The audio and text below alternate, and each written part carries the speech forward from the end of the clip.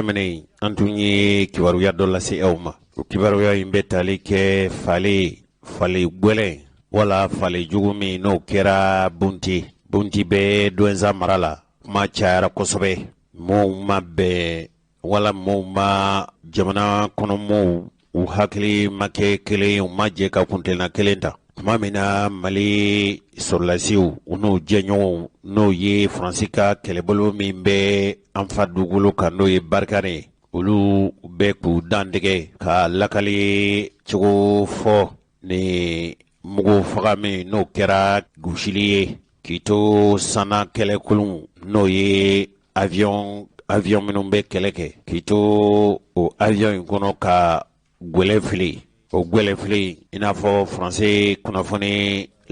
lasebun olu y'a jira k'a fɔ missile de gosira. O gosili min kɛra n'a kɛra sabu ye ka mɔgɔ caman nin bɔ, a ye mɔgɔ caman faga. Hadamadenya yɛrɛ o hakɛ matarafa kulu min bɛ anw fɛ Mali kɔnɔ yan n'u k'a ma ko Commission nationale de droits de l'homme, o ye kantigɛ da jira k'a fɔ ale ka laɲini ye fɛn min ye, o ye k'a fɔ nin ko in a ka sɛgɛsɛgɛ ka ɲɛɲini, wa a ka ɲɛɲini ni jɛlenya ye. U kana mɔgɔ bila sɛgɛsɛgɛli la min ni a kana juru bɛ mɔgɔ bolo wala o kana juru bɛ fan fɛ, ka kɛ ladirileya la ni jɛlenya la ka nɔbɔ cogo ɲuman na. Cogo min mɔgɔ minnu n'olu kɛra nin ko in kɛbaa ye wala u kɛra janfa n'o ye hadamadenya hakɛ janfa wala hakɛ u burujaba ye dansogo min kɛra nin ko la. Jamana in cakɛ kulu min n'o k'a ma ko Commission nationale des droits de l'homme, ale y'a ɲini k'a fɔ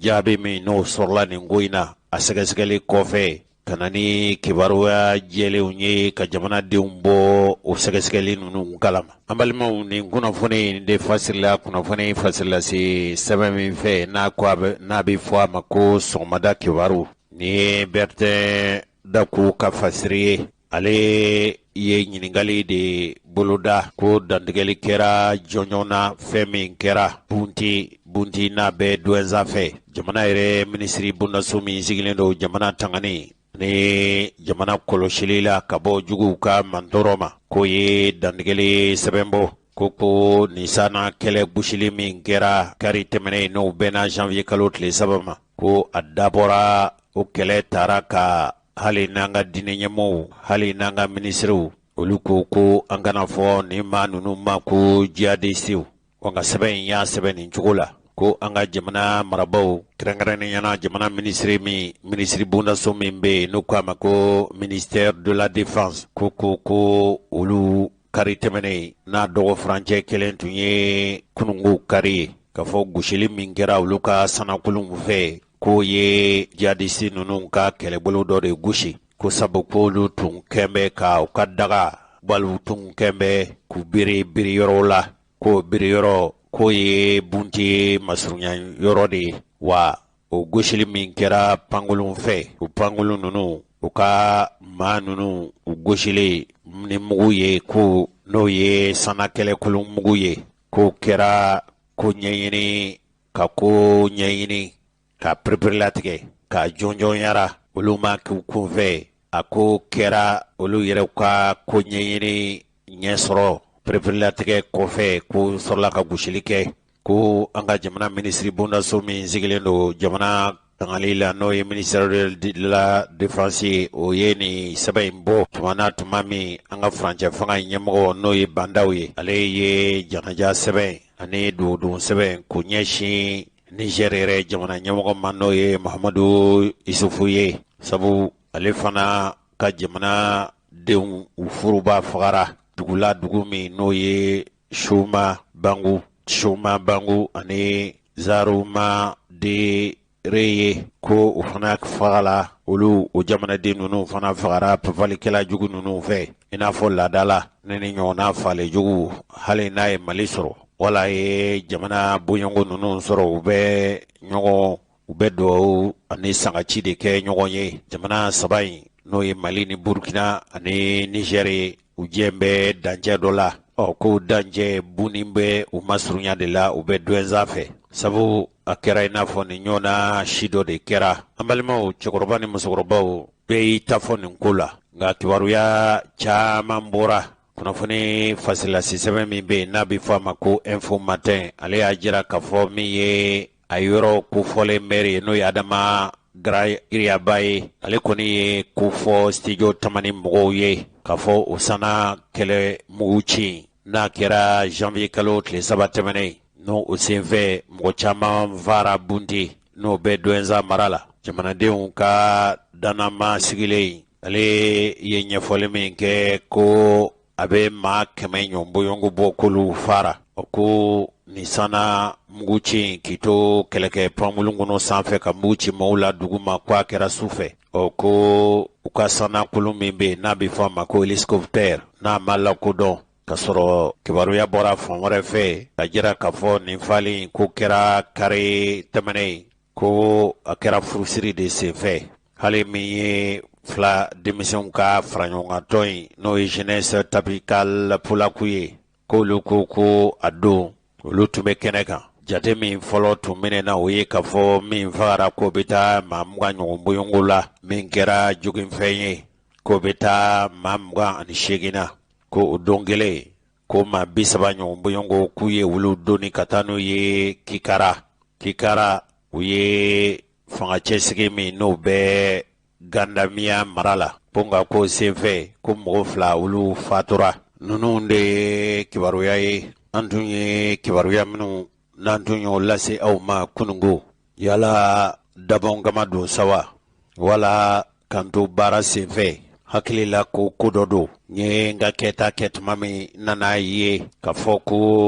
ne tun ye min miiri o dun wa n'o de ye u yɛrɛw b'a fɔ minnu ma ko jihadistes olu dɔw kɛlɛli sɛbɛn min bɛ n'a fɔra a sɛbɛn ma ko sɔgɔmada kibaru ale y'a jira k'a fɔ mɔgɔ min kɔni fatura nin senfɛ maa b'a jate maa 20 ɲɔgɔn bɔyɔngo kari tɛmɛnen n'u bɛna janvier kalo tile 3 ma o kɛra sana kɛlɛ kulun senfɛ a bɛ fɔ minnu ma ko kɛlɛkɛ pankulu ko a kɛra bunti o ye Douentza mara de sɛbɛn in fasirikɛba ko mɔɔw kɔnɔ guwan bɛ ɲininkali ani siga fanga bonyana kosɛbɛ min ye filaw olu ka tɔn min bɛ n'u k'a ma ko Tabital Pulaku o kulu kɔni fɛ ko minnu fagara ko a bɛɛ ye jamanaden gansanw ye k'u tun bɛ furusiri de la nka Faransi kɛlɛbolo min bɛ olu ko tiɲɛ don olu ye kɛlɛ wuli ko nka ko kɛlɛ kun tun ye fɛn min ye o kɛlɛ kɛra fɛn min ye ko de ye ka u yɛrɛw b'a fɔ mɔgɔ minnu ma ko jihadistew o sɛbɛnnen de don fo cogo wɛrɛ tɛ a la anw fɛ hali n'anw fɛla tɛ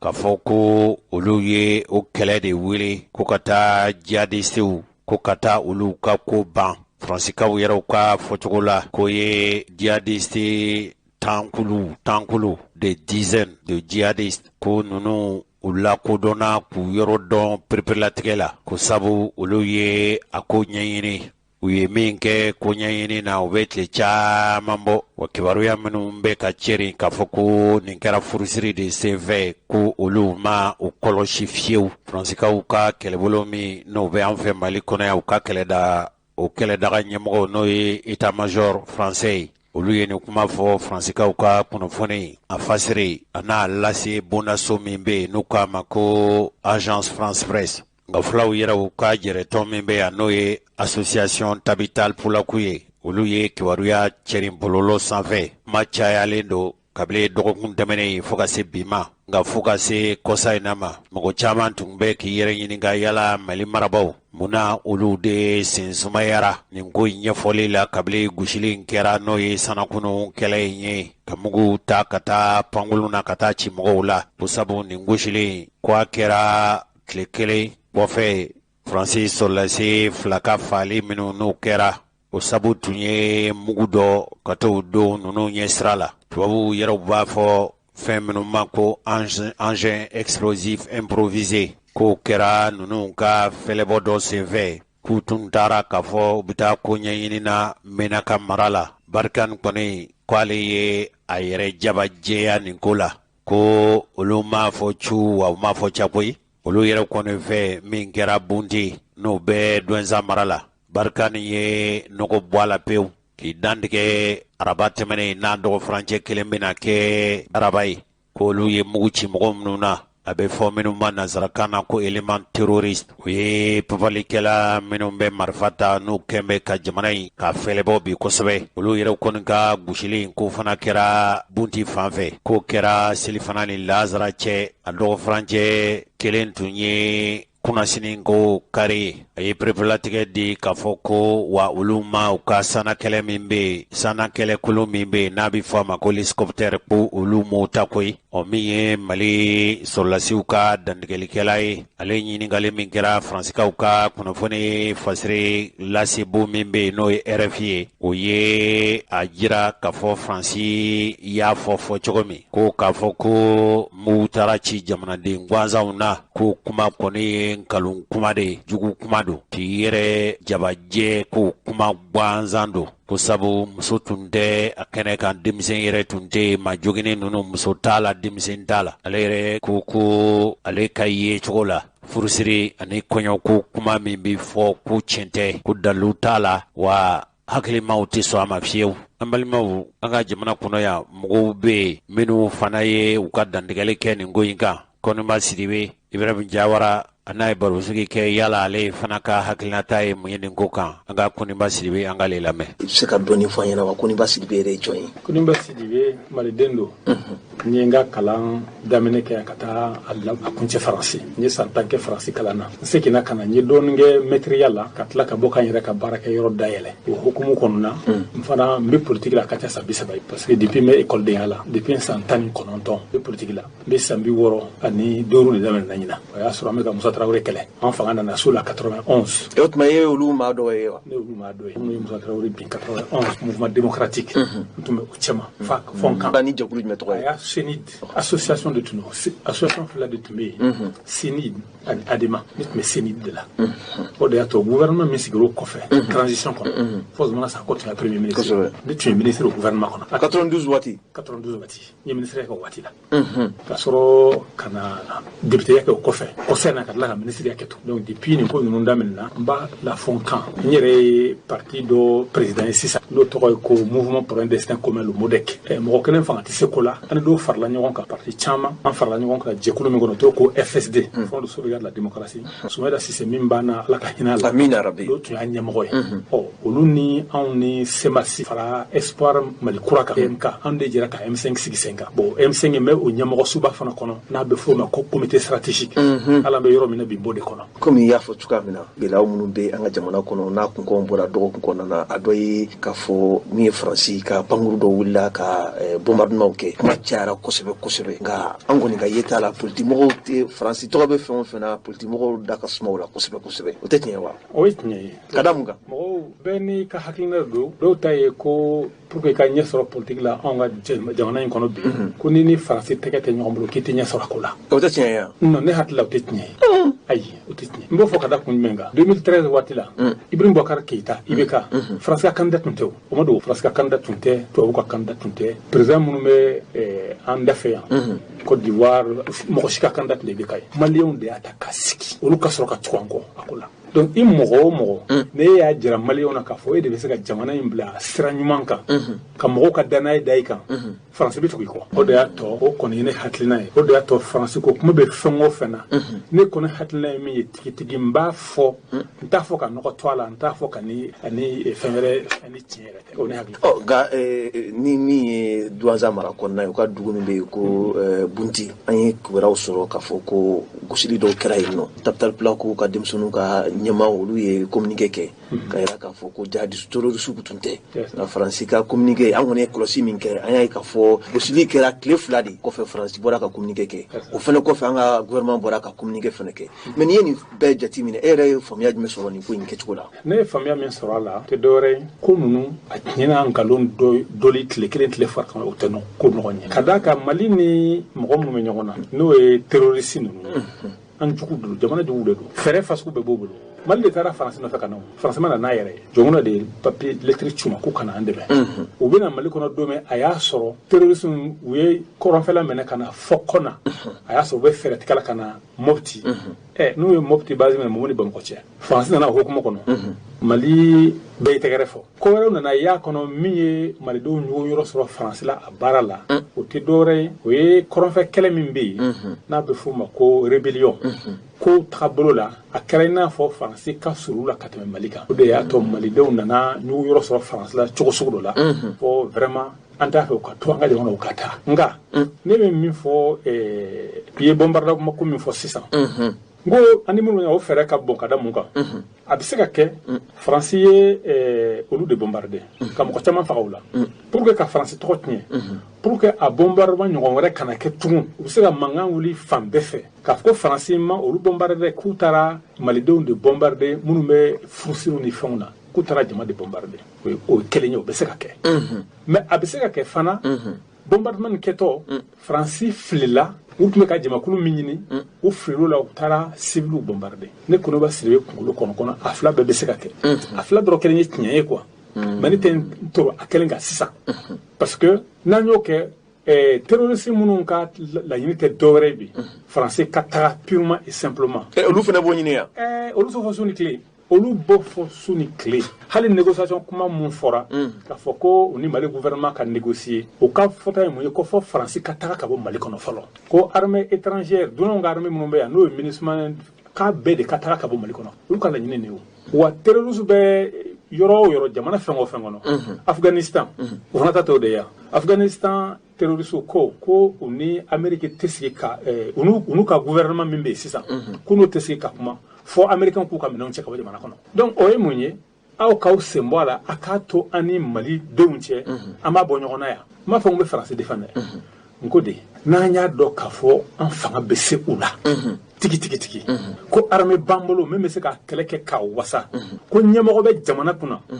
jamana lakanani ani ka terroriste ninnu gɛn ka bɔ jamana kɔnɔ o hamina don su ni tile walahi an bɛɛ b'a fɔ ko faransi ka taa an bɛɛ b'a fɔ alhamdulilayi jamana bɛ se ka sigi cogo di k'e ka lakana k'i b'o doni ta k'o da jamana wɛrɛ kun ni anw ye an jɔyɔrɔ fa an ka jamana lakanani na n'an y'an jɔyɔrɔ fa terroriste kɛlɛli la anw mana sira min minɛ wajibi faransi ni tɔw bɛ tugu an kɔ la nka anw yɛrɛ de kɛlen bɛ k'a ko kɛ sisan i n'a fɔ an ka jamana lakanani an ye a doni ta ka da mɔgɔ wɛrɛ kun a kɛra bɛɛ ɲɛna ko colonel minnu ye fanga ta sisan ɲari u bɛɛ tun bɛ guerre terrain kan ko chef de guerre don a kɛra bɛɛ ɲɛna k'u ye fanga tali min kɛ u bɛn'u ɲɛsin o de ma surtout k'a fɔ o la an bɛɛ hakilina tun ye dɛ militaires bɛ Mali fan o fan n'u bɛ fɛn wɛrɛ la min tɛ lakanani ye k'u bɛɛ fara ɲɔgɔn kan k'u bɛɛ ka baara kɛ lakanani ye an bɛɛ tun sigilen n'olu de mais an ye mun ye colonel minnu bɛ armée kɔnɔ a n'a officier tɔw u bɛ k'olu bɛɛ bɛ sen bɔ kɛlɛ la pewu pewu pewu k'u bila plasiw la plasi minnu tɛ sécurité baaraw ye gouverneur directeur financier ministère directeur financier kɛ militaire fɛn yɛrɛ bɛɛ fɔ lakanani o tuma an b'a fɔ faransi ni minnu bɛ ka olu ka taa anw yɛrɛ dun tɛ k'a sira ta k'a fɔ an bɛna an yɛrɛ lakana cogo min fɔ an fana ka ɲɛmɔgɔw kɛlen bɛ ka sira wɛrɛw ta min t'o ye o tuma baara bɛ kɛ cogo di an balimaw nin dun ye Koniba Sidibe n y'a jira u la kunungo k'a fɔ nin kuma ye a cayalen don bi kosɛbɛ hadamadenya yɛrɛ o matarafa kulu min bɛ anw fɛ Mali kɔnɔ n'u k'a ma ko commission nationale des droits de l'homme ale ye dantigɛ k'a ka kɔnɔguwan fɔ nin ko in na sabu ko hadamadenya hakɛw k'u tɛ matarafa Mali kɔnɔ ka sabu kɛ nin ko kelen in kan n'a kɛra janvier kalo tile 3 tɛmɛnen ni a bɛ tali kɛ nin ko in kan bunti n'o bɛ Douentza mara la a bɛ Mopti de fɛ n'a kɛra sabu ye mɔgɔ caman ni tora a senfɛ hadamadenya hakɛ matarafa hakɛ ɲini kulu min bɛ an fɛ Mali kɔnɔ ale y'a jira k'a fɔ ko a bɛ don kɛ mɔgɔ minnu ni olu fatura a ko a bɛ dali kɛ dali masa fɛ ala ka nɔgɔya kɛ maa banabaatɔw ye ale yɛrɛ kɔni fɛ ko hadamadenw hakɛ b'u bolo a bɛ fɔ min ma ko droit civil hakɛ yɛrɛ b'u bolo politiki ko la n'a bɛ fɔ ma ko droit politique o ko fɛn o fɛn bɛ yen ni o bɛ dankari hadamadenw ka hakɛ la n'o de ye ka balo ka sɔrɔ u ma kɔlɔlɔ sɔrɔ tɔɲɔni ma ta k'u sɛgɛrɛ k'u ka lakana ko y'u ka hakɛ ye hadamadenya hakɛ matarafa kolon in o ko hadamadenya hakɛ o tɔɲɔni wale minnu kɛra ni dansago minnu kɛra k'olu b'o ɲangi kosɛbɛ wa olu yɛrɛ kɔni fɛ u b'a ɲini cogo bɛɛ lajɛlen na sɛgɛsɛgɛliw ka kɛ n'o ye sɛgɛsɛgɛli dalumaw ye ina fɔ kunungo don kibaru kɛnɛ kan ka kɛ mɔɔw ka ko sɛgɛsɛgɛ minnu kan tɛ maa ka juru la a ka kɛ ni tilennenya ni ladirilinya ye wa a ka sɛnsɛn fo ka taa boloda kisɛ kan minnu kɛra nin ko ninnu kɛbaa ye minnu faral'u kan janfa la u ka ɲɛfɔ wa u ka sɔrɔ o ɲɛfɔli kuma ninnu o ɲɛfɔli ka furubaya jaabi minnu sɔrɔla o sɛgɛsɛgɛli ninnu nɔfɛ nin sɛbɛn kelen a y'a jira k'a fɔ kulu min bɛ n'u k'a ma ko mouvement du 5 juin rassemblement des forces patriotiques olu fana y'a jira k'a fɔ jamana bɛ lahalaya min na kɛmɛ ka olu kɔnɔ guwan olu fɛ kɛrɛnkɛrɛnnenya minnu bɛ n'olu kɛra minɛfɛn ye o maa minɛlen ninnu k'u minɛna sira min fɛ ko a ma kɛ ni sariya sira ye wa ko jamana marabaaw yɛrɛ ko min kɛra bunti kɔsa in na u sen sumayara a ko ninnu laseli la n'a kɛra sabu ye mɔgɔw ni bɔra dɔnzan mara la Mopti fɛ u ye lajɛ min kɛ juin kalo tile 5 tɛmɛnen ko minɛli minnu bɛ sen na n'a ma kɛ ni sariya ka sira ye ko mun hakili la k'a fɔ o kɛra ko kɔrɔ ye olu ma dɔn k'a fɔ wale ninnu bɛ segin wa dun kɛn bɛ laada de ye sisan min ye bunti fale ko ye u ko olu kɔni ma faamu munna jamana marabaaw u man tɔnna nin ko kan ka sɔrɔ bɛɛ bɛ k'i ta fɔ nin ko la u ko min ye Mali marabaaw ye f'u ka kibaruya jɔnjɔn ani danaya kibaruya de lase malidenw ma wa min ye jamanadenw ye u bɛ se ka lakana cogo min Mali fantan naani fɛ bunti muguci jamana yɛrɛ minisiri bondaso min sigilen don an ka jamana kana ani sɔrɔsi cɛkɔrɔw olu ye dantigɛli kɛ kabili alamisa tɛmɛnen n'u bɛna janvier kalo tile 7 ma u k'u bɛɛ fasodenw ladɔnniya ni diɲɛ fan wɛrɛ maaw ko kabili janvier kalo tile 3 tɛmɛnen kunnafoni dɔw bɛ yen n'olu bɛ bɔlɔlɔ sanfɛ k'u ko o kibaruya o jugu kuma ko mugu cira jamanadenw na ko a kɛra i n'a fɔ ɲaamɛ wa ko a kuma ye bɛɛ b'i ta fɔ a la ko k'a daminɛ mɔgɔ 10 fo ka taa mɔgɔ 100 la ko olu ka fali ko kuma de bi fɔ nin kibaruya minnu bɛ yen ne a ma fɔ ni kɔnɔjɛya ye ko a dabɔkun ye ka mankutu tiɲɛ de ta ka ɲɛsin Mali yɛrɛ sɔrɔlasiw bɛ ka baara ɲuman min kɛ faso kɔnɔ sɔrɔlasiw Mali sɔrɔlasi ani u jɛɲɔgɔnw k'u bɛ ka jugu dagaci min n'u bɛ ko kɛ ka ɲɛsin papalikɛlaw ma u sitigiya minnu n'u bɛ ka boloda fan bɛɛ lajɛlen fɛ ko senfɛ waati kelen na ko mankutu tiɲɛ walew ani kibaruya jugu jɛnsɛnw bolu bɛ sen na cogo min cɛsiri min bɛ ka kɛ Mali sɔrɔlasiw fɛ o cɛsiri ninnu bɛ se ka lagosi cogo min ka sɔrɔ Mali sɔrɔlasiw baara wɛrɛ tɛ u lakana ni karama seginni Mali dugukolo kan ko fɛn min kɛra jɔnjɔna jamana minisiri bondaso min sigilen don jamana lakana jamana tangale ani sɔrɔsi cɛkɔrɔw ka minisiri o ye dantigɛli minnu kɛ u ko olu ye sana kɛlɛ min kɛ n'o de k'i to kɛlɛkɛ pankulun kɔnɔ ka mugu keru n'a kɛra janvier kalo tile 3 tɛmɛnen k'o kɛra maa minnu kɛlɛ ko de ye jihadisi dɔw ye olu ka kɛlɛbolo an bɛ segin a kan k'a fɔ jihadisi ko kuma in n'i y'a ye anw b'a fɔ nin kuma in bɔra Mali marabaaw yɔrɔ nka an ka diinɛ ɲɛmaaw ani danbetigiw ko jihadisi ko kuma ye ka ninnu misaliya i n'a fɔ jihadisiw ko tɛ tiɲɛ ye o kuma man ka fɔ anw fɛ ko nka ko ye nin kɛlɛbolo ninnu gosi kabilu ka biri yɔrɔ de la k'o ye Buni mara ye ko a ma kɛ kunfɛ ten gansan kɔ a ko ɲɛɲinina ka bolo da kisɛ kan pereperilatigɛ la ko gosili sɔrɔla ka kɛ ko nin gosili ninnu ko kɛra Faransi ka kɛlɛbolo de fɛ ko a kɛra sabu ye ka nin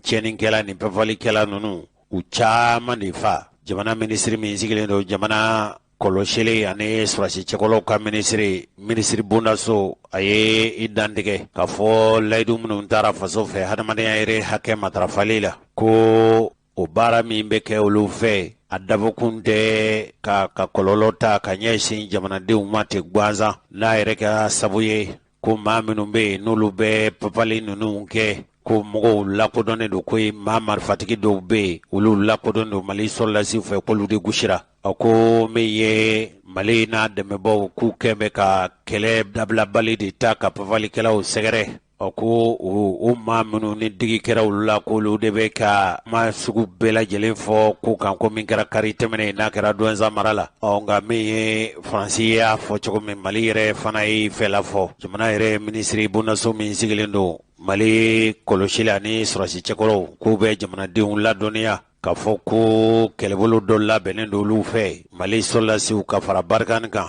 farafinna yɛrɛ a jamana 5 minnu bɛ yen n'o ye Saheli jamana 5 ye olu kɛ bɛ ka kɛlɛbolo minnu labɛn n'a tɔgɔ ye ko Eclipse o de ye i n'a fɔ jakuma mana kalo minɛ wala k'i bɛlɛni ma kɛ sankolo la ko a dabɔkun ye fɛn min ye o ye minnu kɛ bɛ ka fara ɲɔgɔn kan ni marifa ye n'u bɛ pepalewalew kɛ a bɛ fɔ de ma ko groupe armé terroriste k'olu minnu o kɛlɛbolo minnu bɛ jamana 3 ninnu n'o ye Mali Burkina Faso ni Niger frontière la ko olu ka sɛgɛsɛgɛli dɔ ani kɔlɔsili dɔ senfɛ a y'o kofɔlen na ko mɔgɔ dɔw fɛlɛ bɔra k'u nɔ bɔ a bɛ maa 50 ɲɔgɔnbɔɲɔngo bɔ k'olu kɔlɔsila kabila janvier kalo tile 3 tɛmɛnen k'a kɛra nɛgɛ ɲɛ 12 waati ko nka ko nin kulu in ko nin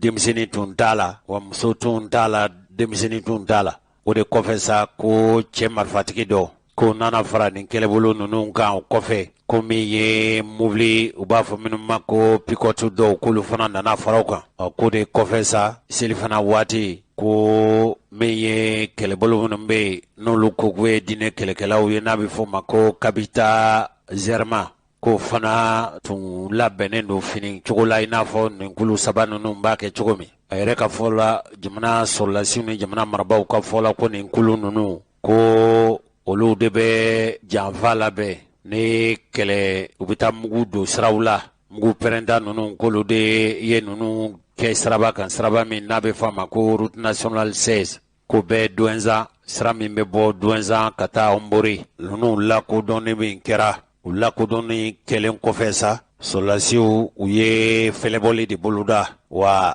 u y'u to kabile sana sanfɛ lɛgɛrɛgɛ la ka ninnu jate minɛ wa u jɛra ka ninnu fɛlɛbɔ u ye ninnu filɛ n'u ka filɛnanw ye u sɔrɔla ka pankolon wele o pankolon kɛra ni kɛlɛkɛ pankolon dɔ de ye a bɛ fɔ min ma ko Mirage n'o ye Mirage 2000 ye laɲini tun b'a la o ye ka taa ninnu gosi o taara ka baara min kɛ ko mɔgɔ minnu fatura mɔgɔ minnu fagara a bɛ minnu kɛmɛ ka marifa ta ka papali wale ta ka Mali sɛgɛrɛ o cɛ 30 ɲɔgɔnbɔɲɔngo ko olu ka ko banna u y'olu bɛɛ fa ko ninnu fagalen min kɛra ko jaw yirala ja minnu b'a o ye olu ka kɔlɔsili jaw ye minnu bɛ kɛlɛ dabali ni kɛlɛ yɛrɛ fɛrɛ ani ka jugu filɛ cogo la filɛ cogo min bɛ se k'u kɛlɛ ko nɛgɛ ɲɛ 17 waati sa ko dugulama dɔw de wulila ani mɔgɔ dɔw n'o ye marifatigiw ye ani bolifɛntigiw ani mototigiw ko ninnu sɔrɔla ka olu ye gosilikɛla yɔrɔ min k'u sɔrɔla ka taa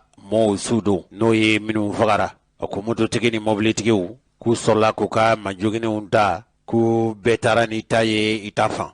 minnu bɛ yen n'olu kɛra kisifɛn ye k'olu taara ka taa u bɛlɛn ko kɛlɛminɛnw tun b'u bolo an'u ka kɔlɔsilikɛla bɛ fɔ min ma ko taliki waliki o de ye an ka ɲɔgɔn kuma ɲɔgɔnya hali ni furancɛ jan bɛ ni ɲɔgɔn cɛ k'a fɔ ko furusirikɛlaw de don wa k'o tɛ tiɲɛ ye koyi wa denmisɛn tun tɛ yen muso yɛrɛ tun tɛ yen olu ye sɛgɛsɛgɛli minnu sɔrɔ ka bɔ a yɔrɔ la ko olu ye kɛlɛ ta ka minnu sɛgɛrɛ k'u ka ko ban k'olu kɔni ye minnu bɛ yen ni Mali kana ani Mali lakana o kɔlɔsilikɛlaw olu bɛ ka papalikɛla minnu bugɔ ko bugɔra minnu bugɔra o tɛ maa wɛrɛ ye k'o ye papalikɛlaw de ye u b'a fɔ minnu ma ko terroristew Mali yɛrɛ a minisiri min sigilen don jamana kɔlɔsili ani sɔrɔsi cɛkɔrɔw ko k'u bɛ jamanadenw ladɔnniya ka fɔ sɛgɛsɛgɛli bolo dalen don kulu fɛ kulu minnu ka baara don nin ko in bɛ se ka faamu cogo min fɛn min kɛra jɔnjɔna k'u bɛ jamanadenw bɛɛ magɛn u ka jigiya wale minnu n'o tɛ bila fiyewu ka ɲɛsin Mali sɔrɔlasiw ma ani kɛlɛbolo minnu bɛ yen n'o ye Mali dɛmɛbaaw ye.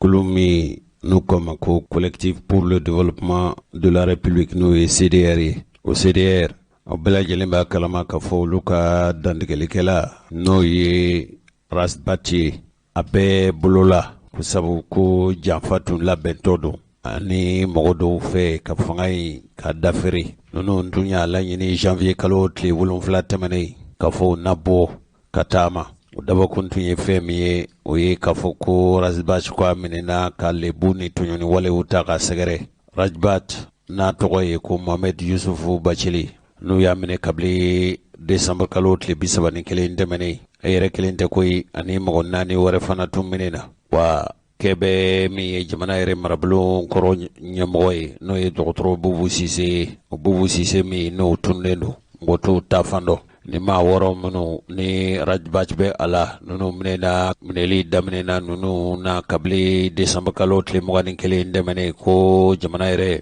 a fanga kɔlɔsili ani fanga kanani o cakɛ bondaso min bɛ yen n'o ko a ma ko service de renseignement ninnu jalaki min bɛ u nɔ kan ko ninnu tun bɛ k'u labɛn ka mɔgɔ minnu bɛ yen n'olu ye fangatigiw ye olu n'u bolofɛnw ka se ka dankariw la min b'a to jamana in a fanga in bɛ dafere n'o ye furancɛ fanga ye ka se ka na ni yɛlɛma ye n'o ye fanga minɛ ye ka na ni fanga wɛrɛ ye nin jalakili wale minnu ni olu talen don ninnu kɔnɔ janfa u yɛrɛw ka fɔcogo la ko ka janfa ta ka Mali marabaw sɛgɛrɛ ka fara tiɲɛnikɛlaw kan wala ka dankari jamana kuntigi la ka don janfa la o wale ninnu na o min ye dɔgɔtɔrɔ Bubu Sise ye ale kɔni ale yelen tɛ a sɔrɔlen tɛ ale fana nɔminɛlen don nin ko la minnu bɛ n'olu ye ninnu journal donbagaw ye u ko ninnu bɛ ka minɛ ni dalu min ye dalu gansanw don dalu bɔlɔmaw tɛ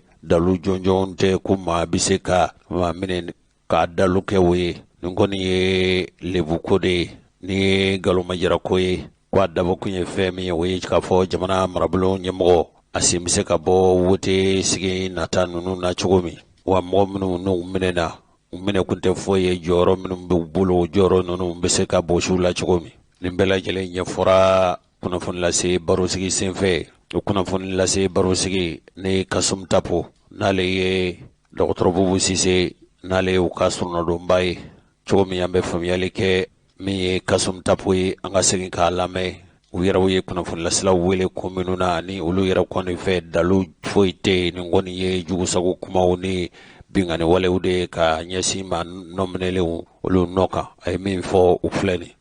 Kasum Tapo an bɛ kɛnɛ jumɛn kan sɔgɔmada in na an bɛ minnu minɛna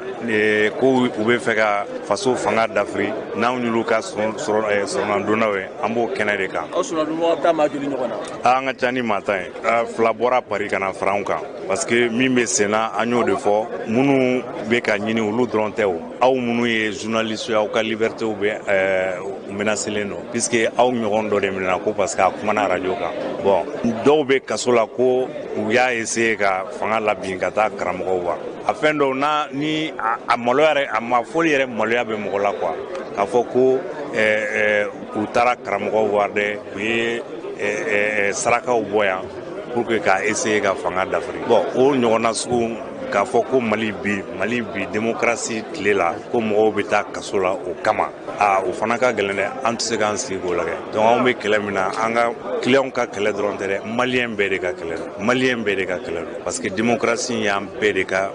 fanga ye an bɛɛ de jɛ don tout le monde doit en profiter ni min ye min kɛ ni min tɛ sara la o ka ɲangi mais dɔw tɛ se k'a kɛ tout le temps olu de bɛ mɔgɔw minɛ ka mɔgɔ wɛrɛw bɛ taa fɛn dɔw f'u ye preuve t'u bolo fo se u bɛ baga mɔgɔw ma k'u minɛ k'u bila kaso la n'o kɛra an bɛɛ ka jiginna ye k'a fɔ bi ta ye nin ye sini bɛ kɛ e ye c'est tout anw b'o kɛlɛ de la. an y'a ye k'a fɔ Bubu Sise ye kunnafoni dɔ di k'a fɔ ko a sirannen bɛ bi a yɛrɛ ka lakana ye min ye k'a fɔ ale welela a ma wele n'a welela a bɛ taa kiiri jaabi an bɛ waati min na ko sisan o kan ka kɛ jamana kɔnɔ aw yɛrɛ ka ye t'a la. mais n y'o de f'i ye siranko don a delila ka kɛ o m'a fɔ a ye Sumala Ala ka hinɛ a la Sumayila Sise u m'a agressé yan ma taa Sumayila nɔfɛ c'est la même méthode ka taa Sumayila so k'a jogin a taara a ye kalo 7 de kɛ Paris en 2012 o ɲɔgɔn de tun bɛ sen na o de kama Bubu y'i dogo parce que minnu taara nɔfɛ n'u tun y'a sɔrɔ ŋaniya ɲuman tun t'u kɔnɔ n'o tɛ ni convocation don u b'a wele dɔrɔn c'est quand même un ancien premier ministre an ka jamana bonya an k'an yɛrɛ bonya quoi à l'international la an k'an yɛrɛ bonya u kɛra premier ministre de ye premier ministre bɛ a signé dɔwɛrɛ bɛ na signé a place la i bɛ kɛ premier ministre i bɛ kɛ premier ministre kɔrɔ ye i bɛ kɛ président kɔrɔ ye donc fɛn dɔw bɛ an k'a bonya dɔɔnin quoi ni Bubu welela journaliste n'a bena il n'est pas au-dessus de la loi jango foyi te dossier kono min b'a yira k'a fɔ a ye fɛn kɛ min b'a ɲini ka fanga dafa foyi a ma mɔgɔ bila marche la a ma mɔgɔ bila protestation na a ma ani mɔgɔ ma kuma fosi a bɔra kaso la a b'a ka so tranquillement ko parce que a bɛ fɛ ka kɛ Mali président ye et alors o ye crime de ya n'a bɛ fɛ ka kɛ Mali président ye c'est son droit a bɛ ko ye sira jumɛn na élection tɛ ya transition de man kan ka élection organiser ya n ko dɔw ka mission fɔlɔ ye CEDEAO y'o de f'u ye o mais mɔgɔ min bɛ fɛ ka kɛ président o b'o déstabiliser n'a b'a yɛrɛ kalama donc vraiment ça ne tient pas quoi ça ne tient pas donc vous a siranko don a sirankun don parce que a ɲɔgɔn delila ka kɛ o dɔrɔn de don n'o tɛ k'a fɔ min bɛ dossier la a tɛ se ka siran o ɲɛ parce que foyi tɛ dossier kɔnɔ. an ye kunnafoni sɔrɔ k'aw tun ye liberté provisoire demandé aw ka client ye tiɲɛ don wa. tiɲɛ don juge banna a banna bon an tɛ appel kɛ fɔlɔ parce que a ma client ninnu si lamɛn donc an bɛna min ɲini a fɛ sisan a k'u lamɛn teliya la pour que min b'a bolo ka reprocher la a k'a f'u ye n'a y'u lamɛn n'u fana y'u ta fɔ ni fɛn tɛ dossier kɔnɔ min b'a yira k'a fɔ ko u ye complot kɛ an bɛ demande kura kɛ k'a fɔ a k'u bila n'a ma sɔn an bɛ appel kɛ ni appel ma ɲɛ n'an ka kan ka taa CEDEAO la cour la an bɛ taa parce que min kɛra yen ko kɛta tɛ enquête m'a yira k'a fɔ u ye fɛn kɛ o sécurité d'état de y'u minɛ parce que mɔgɔw taara f'u ye ko nin b'u kɔnɔ nin b'u kɔnɔ nin b'u kɔnɔ nin b'u kɔnɔ bɛ mɔgɔ minɛ n'o fɛn b'i kɔnɔ a bɛ minɛ an si tɛ siyɛn o. le mot déstabilisation in sɔrɔ déstabiliser juridiquement a bɛ bila minɛ jumɛn. ne t'a dɔn déstabilisation ne t'a dɔn o ye min ye o ye coup d'état de ye o dɔwɛrɛ tɛ o kɔ mun donna an ye min fɔ an b'a a ɲini juge fɛ a ka mɔgɔw lamɛn k'u labila joona n'a y'u labila kuma fɔra a banna n'a m'u labila an bɛ appel kɛ n'o fana ma ɲɛ an bɛ taa CEDEAO la a banna. i ka kuma laban ye jumɛn. a kuma laban ye min fɔ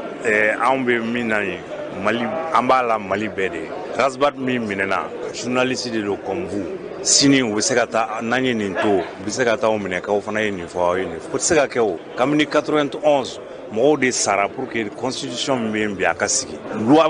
liberté minnu b'a kɔnɔ mɔgɔw de sara a kama donc mɔgɔ si tɛ man kan k'a fɔ bi ko o liberté tɛ les citoyens n'en jouissent pas donc vraiment malien bɛɛ de ka kan ka wuli ka jɔ pour que sariya ka batu bɛɛ ka sariya batu mɔgɔ si man kan ka bila sariya sanfɛ bɛɛ ka to sariya kɔnɔ anw t'a fɔ ko mɔgɔ tɛ ɲangi o n'i ye ko kɛ n'a prévu i bɛ ɲangi kɛ mais n'i ma ko kɛ ka taa baga mɔgɔw ma fana ka u bila kaso la u ka denbaya b'u kɔ denmisɛnninw des jeunes cadres n ye min fɔ denmisɛnninw kalalenw qui travaillent pour le Mali ka baga u ma dɔrɔn parce que peut-être dɔw b'u place ɲini ka taa u dénoncer sécurité d'état la u minɛ ka t'u bila kaso la prévu foyi tɛ pour que dɔrɔn u ka b'u place la olu ka u ka mɔgɔ bila ye ni jamana fana laban kɛra o ye a ka gɛlɛn dɛ voilà. merci maître.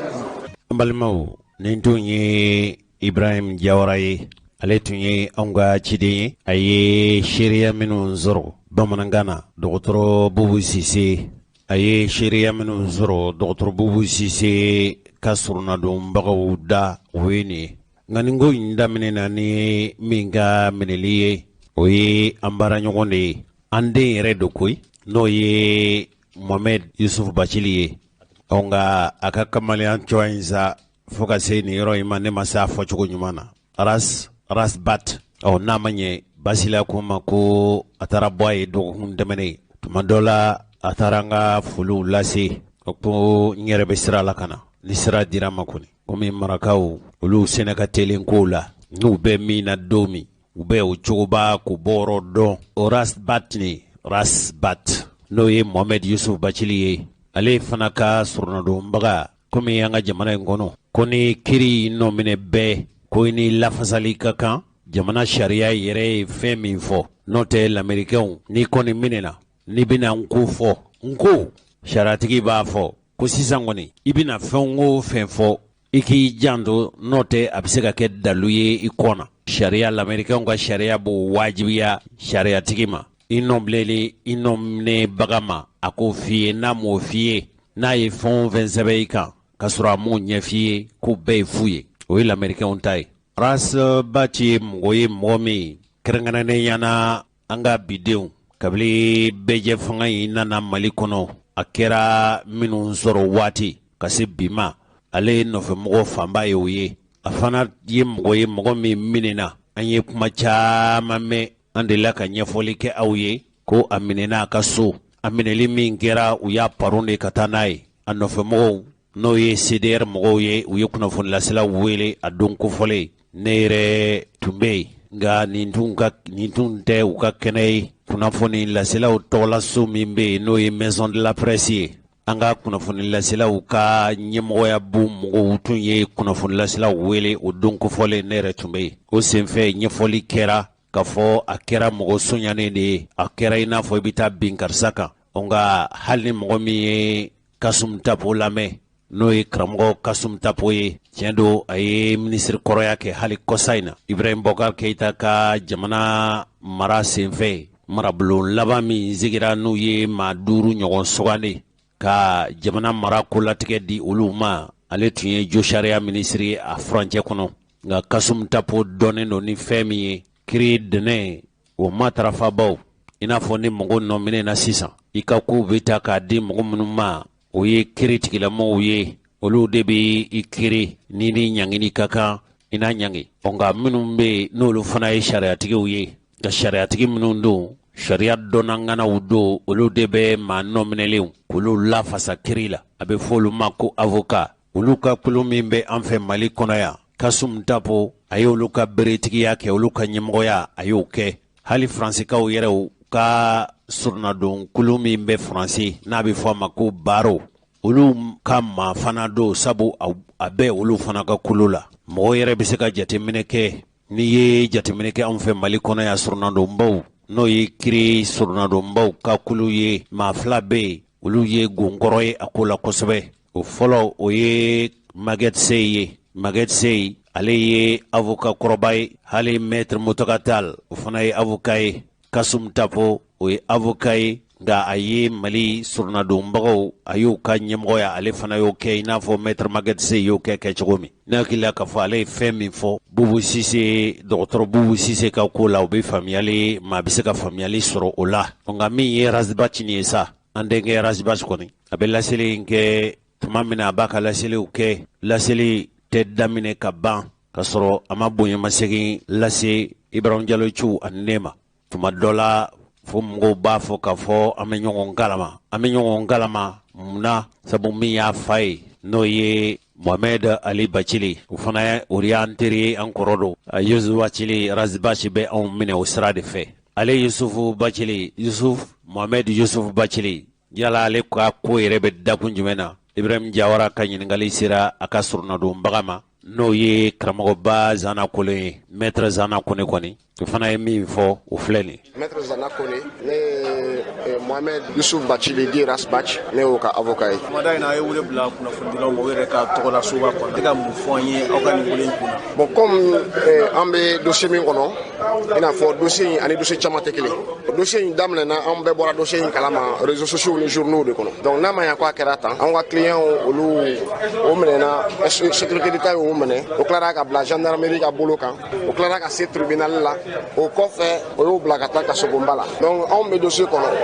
mɔgɔw mako bɛ kunnafoni na mɔgɔw bɛ fɛ k'a dɔn min kɛra parce que an bɛ jamana min kɔnɔ a fɔra ko présomption d'innocence o kɔrɔ ye ko ni mɔgɔ jalakila ni fɛn ye a bɛ bila bɛɛ kan ka bila i kunna k'a fɔ ko a jalakilen don mais a ma fɔ ko a nɔ b'a la diyagoya la ni jugement banna de an bɛ sɔrɔ ka dɔn n'a nɔ b'a la walima a t'a la mais an bɛ jamana min kɔnɔ ni mɔgɔ kɔni bilara ka taa kaso la kɔni ni mɔgɔ minɛna an bɛɛ yɛrɛ bolo n'i y'a ye ale minɛna mɔgɔ wɛrɛ ma minɛ c'est que ale ye dɔ de kɛ i y'a faamu wa donc o de kama comme ɲininkaliw cayara i b'a sɔrɔ anw kelen-kelenna bɛɛ journalistes b'an wele kuma bɛɛ bɛ fɛ ka information sɔrɔ bon a ka gɛlɛn kuma dɔw la kuma bɛɛ i ka to ka téléphone ta ka information di donc o kosɔn conférence de presse kɛra ka mɔgɔw kunnafoniya ka ɲɛfɔli kɛ bɛɛ ye bɛɛ k'a faamu k'a fɔ min bɛ yen o de ye sɔgɔmada in ka wele kun ye bon Razbach minɛna cogoya min na ni n ko n ka fɛn fɔ o la n na kɛ nkalontigɛla ye parce que an bɛɛ y'a ye réseaux sociaux de kan ko SE taara ka taa minɛ bon a minɛna cogoya min na a fɛ yen an t'o détail dɔn bon a minɛlen SE fɛ o y'a garder tile dama dama o kɔfɛ a taara gendarmerie la anw yɛrɛ y'a ye k'a to gendarmerie de la a tagalen gendarmerie la o ye wele bila ne ma ko n ka na donc ne nana o de la ne sera ka Razbach an sigila an masala la minnu bɛ a y'o ɲɛfɔ n ye enquête préliminaire la ne yɛrɛ ye n sigi a kɛrɛfɛ que gendarmew bɛ ka question poser a ma bon ne ye PV ta ka PV lajɛ bon ne yɛrɛ fari fagala dɔɔni parce que ne natɔ n hakili tun bɛ fila fila la n ko ko dɔw bɛ ka fɔ jamana ko de don jamana in fɛn kelen min b'an bolo min bɛ an bɛɛ nafana bɛ sɔrɔ min na o ye jamana in de ye n'a fɔra ko jamana ka ta ka dafiri yarɔ i kɔni tɛ se ka kɛ fasoden ɲuman ye k'a fɔ ko i bɛ o hakilina aw ma misɛmani a fɔla cogo di ko Bubu Sise ani mɔgɔ mɔgɔ bi yan ko bɛɛ bi complot la mais n'i ye PV ta k'a jateminɛ i b'a sɔrɔ ko nin mɔgɔ ninnu o caman ni Bubu Sise ye ɲɔgɔn dɔn k'a to ministeriya la mais o caman bɛ yen fɛnɛ depuis ka Bubu Sise bɔ premier ministeriya la depuis coup d'état fo kana se bi ma o caman bɛ o ni Bubu yɛrɛ ma ɲɔgɔn ye tile kelen a caman bɛ ani Bubu yɛrɛ ma hali ɲɔgɔn sɔrɔ téléphone na n'u ye a dɔgɔninw ye o kɔni jagoya a ye kɔrɔkɛw ni mɔda bon hali ka sɔrɔ n'u tun ye ɲɔgɔn ye est ce que aw bolo n'i taara ka taa mɔgɔ fo ka sigi ka baro kɛ a fɛ o bɛ se k'a fɔ ko e n'o tigi bɛ ka coup d'état préparer bon o yɛrɛ dun y'a sɔrɔ anw ka dossier in na a yirala k'a fɔ PV kɔnɔ fɛn bɛɛ la mɔgɔ ninnu bɛɛ ɲininkali minnu ni Bubu ye ɲɔgɔn ye o y'a fɔ olu y'a balimaw ye minnu ni Bubu yɛrɛ ma ɲɔgɔn ye fɛsɛfɛsɛ o ko ko ni Bubu ma deli ka ɲɔgɔn ye mais o n'i bɛ ka tiɲɛ ɲini n'i ko ne ma ko ne tun bɛ kunu ko ne tun bɛ bi du moins maison de la presse la ne k'i ma ko tiɲɛ tɛ ne ma deli ka se maison de la presse la juma tɛmɛnen o ka nɔgɔ kɛ comme e de b'a dɔn ko ne sera maison de la presse la juma tɛmɛnen e tɛna n'o dalulu ye n'i nana ne dalulu ne bɛ se ka continuer k'a fɔ ko ayi ma se ye mais ka taa mɔgɔ minɛ o k'a fɔ ko bon ko juma tɛmɛnen e tun bɛ maison de la presse la a tigi ko ayi ne tun tɛ maison de la presse la dɛ ne tun bɛ Segu de ayi i ye min fɔ tiɲɛ tɛ ok tiɲɛ tɛ comme i ko tiɲɛ tɛ dalulu jumɛn b'i bolo ko n tun bɛ maison de la presse la o tɛ yan mais malheureusement an ka nin procédure in na o bɛɛ bilala kɛrɛfɛ o b'a fɔ dɔrɔn ko i ye nin kɛ n'i ko k'i m'a kɛ o b'a fɔ par exemple ko e bɛ complot la i ko k'i tɛ complot la o bɛ tila k'i ɲininka ko complot in na ko e ka baara bɛnna mun de ma complot in na e ɲɛ t'i ye mun de ye complot in na e tun kan ka mun de kɛ complot in na i b'a fɔ ko non mais ne tɛ complot la ne bɛ se ka a dɔn ne kan ka min kɛ complot la wa o bɛ tila k'a fɔ ko bon ko a ka ɲɔgɔn ye fɔlɔ a y'a kɛ min de e mɔgɔ min tɛ complot la donc a bɛ kɛ i n'a fɔ question bɛ ka poser mais e yɛrɛ t'a dɔn question ninnu kun ye min ye voilà min fɔra ko enquête sɛgɛsɛgɛli fɔlɔ mun kɛra o bɛnna o de ma o bɛ tila k'i ɲininka sisan ko wa ko ni complot kuma kun bɛ yen est ce que e kun bɛ don a la ni question sugu ninnu o bɛ an permettre cogo di k'a fɔ ko carré masina ye nin kɛ yɔrɔ anw kɔni n'an ko an ka taa o sira kan anw kɔni an bɛɛ b'an da ni ɲɛ kelen sunɔgɔ de ye dɛ parce que sini walima sini kɛ dɔ bɛ ne yɛrɛ minɛ ka taa ko ko kun na sini k'i tun bɛ Kucala dɛ ko karamɔgɔ pisɔn dɔ fana bɛ Kucala parce que bon a bɛ se ka kɛ karamɔgɔ pisɔn bɛ sɔrɔ Kucala fana t'a dɔn donc voilà an bɛ cogo min sisan ni n ye fɛn fɔ o kan n bɛ se ka kɛ nkalon tigɛla i ko n y'a fɔ a ye cogo min puisque ne kun tɛ yen ne ni Rasta fana ma kuma o kan kunsigi tigɛli o ye tiɲɛ ye parce que o bɛ ye hali kunun ne bɔra k'a ye kunsigi kɔni tigɛlen don mais min ye k'a bila pɔnpu la k'a bila fangana baaraw la ni n ye fɛn fɔ o kan Ala ko tiɲɛ a na kɛ nkalon ye parce que n kun tɛ yen wa n m'a ɲininka fana o la bon n tɛ se k'a fɔ n'a tigɛra kan 1 na ou bien n'a tigɛra sécurité la parce que ne y'a ye kan 1 de la kunsigi kun t'a kun na ne yɛrɛ y'a taquiner ko n ko Rastamani kunsigi tɔn a danna yen n m'a ɲininka o y'a tigɛ min puisque bon o tɛ ne intéressé kosɛbɛ min bɛ ne intéressé o dossier élément de ye k'a dɔn a bɛ se ka défendre cogo min bon ka kuma nɔgɔya quoi ka kuma fɔ k'a nɔgɔya kana kɛ a kana na ni tubabukan gɛlɛya yɔrɔ ye objectif kelen dɔrɔn de don c'est à dire que fɛn o fɛn fɔra a yirala k'a fɔ de ko bɛ fɛ ka coup d'état de kɛ a banna c'est à dire que a fɔra de ko bɛ fɛ ka mɔgɔw fitinɛ ka ɲɛsin fanga ma n'o ka kɛ ka fanga dafiri fanga dafirili ye mun ye coup d'état tɛ yan donc o dɔrɔn de don. Zana Kone dalakan dɔw taara k'a fɔ u ka kuma kɔnɔ min taara ka jamana ɲɛmaa sɛgɛrɛ Rasbati ka kumaw la yala a ye kuma min kɛ nin ye o kuma sariya bɛ yali ɲangili bɛ a kuma la sariya bulan kan. Bon min aw ye kuma in jateminɛ kuma in fɔra contexte min na aw bɛɛ y'a mɛn c'est à dire que olu fɛn ninnu olu ka nɔgɔ o kumaw don a ma kɛ i n'a fɔ a fɔra dogo la kumaw don aw y'a mɛn sani peut-être Rasbati yɛrɛ ka minɛ aw y'o kuma in mɛn Rasbati ye misali de di a ka kuma na jamana ɲɛmaa jamana bɛɛ kɔnɔ ani bonya kan jamana bɛɛ kɔnɔ infraction min visera a bɛ yen mais ma fɔ dɔrɔn ko n'i ye kuma fɔ jamana ɲɛmaa ma k'o bɛ kɛ minɛlikun ye o Rasbati ye kuma min fɔ aw bi yan ne bi yan Bikoma Rasbati to a ka émission animée la journaliste wɛrɛw bɛ yen aw bɛɛ b'a la est-ce que nin kuma in a minɛna a fɔra ko min ye jamana ko min ye dɔgɔyama ye ka ɲɛsin jamana ɲɛmɔgɔ ma an m'o kuma ɲɔgɔn caman mɛn yan ka taa 2013 fo ka na se bi ma an m'o ɲɔgɔn caman mɛn wa. ɲɔgɔn fɔli la sariya ye mun fɔ a la aw mun ye sariya dɔn. ne ko o de f'i ye o kuma ɲɔgɔn fɔli nin kuma tɛ infraction constituée infraction min visera nin kuma baraka ka dɔgɔ infraction ma o de bɛ ka f'i ye a kɔni kɛra n'i bɛ fɛ ka mɔgɔ minɛ i bɛ cogo bɛɛ de ɲini hali ni a kunsigi ka jan dɔɔni i b'a fɔ ko ko kunsigi jan in ko o tɛ bɛn an ka tabiya taabolo ma donc i bɛ se ka minɛ o la o kɔni dɔrɔn de don sinon k'a fɔ ko nin kuma in ye kuma juguba ye min bɛ kɛ sababu ye mɔgɔ ka mɔgɔ minɛ ka taa bila ka sogo ba la a fana ka jateminɛ dɛ bi o ɲɛna dɔgɔtɔrɔ est ce que o b'o ye ne ka dɔnniya la ma da la n'o ye dɔgɔtɔrɔ ko ɲininkali kɛ fɔlɔ o ma dɔgɔtɔrɔ ko ɲini fɔlɔ en tout cas mɔgɔ ma fɛn fɔ ne ye o la mɔgɔ si o si la mɔgɔ tɛ o cɛla min y'a fɔ par exemple an bɛ fɛ ka dɔgɔtɔrɔ n'o y'a fɔ an b'a ɲɛɲini n'a bɛnna min ma n'o banna a ma o na fɔ aw ye fɛnɛ. i tɛ a hakili jigin wa kuma in yɛrɛ mun de don tigitigi min reprochelen b'a la k'a y'o fɔ jamana ɲɛmaa ma. bon min reprochelen b'a la PV kɔnɔ o ko ko Touabouka il a traité le chef d'État de débile mental ni hakli bala kosebe mais rasbache mi fo bamanangana ne mandala nous au nini traduction est clé. Je pense que Akera Abidjan et ko président Bandao a visité Abidjan ko akumana aya ira ka foko le fo du syndicat moro akumana syndicat moro ka donc ay expression do employé syndicat moro ka abebo kala makaba rasbache ko ni an ko anga miri o chogola ko jamana den do frère se ka fo ko est-ce que président Flenka anga se ka okokere je pense que oredo bon ne ko magele ya mais ben ka ko famille chogodo bon ka malaba mi o e ka fo ko ni jamana kono ni tabolo fola jamana don jena min de ja damnena daro ali gere na gere sharia sigi ko aka to ba keta o ben na fala ka sorala yoro ni mo kire o sharia je ka ere hakli nabla iba soro ko